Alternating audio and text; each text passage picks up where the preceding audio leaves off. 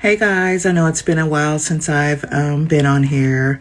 I just was taking some time to self-reflect and just slow things down. As you are all aware, we're dealing with some troubling times, and some people are just downright mean, evil, and they just don't give a damn. They don't care about what the next person may be going through, and so on and so on. We live in a world where I want it now, and you should have had it to me by yesterday.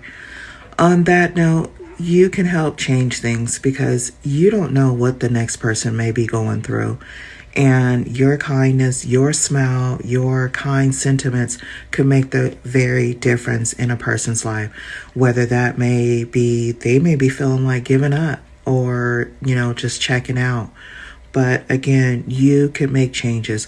And a lot of times people are mean and so on because they haven't dealt with their own personal traumas. So you might want to start with facing your traumas, being kind to yourself, loving yourself, feeding yourself proper foods, and surrounding yourself with good people. And most of all, get quality rest. On that note, be blessed and be a blessing to others. Bye for now.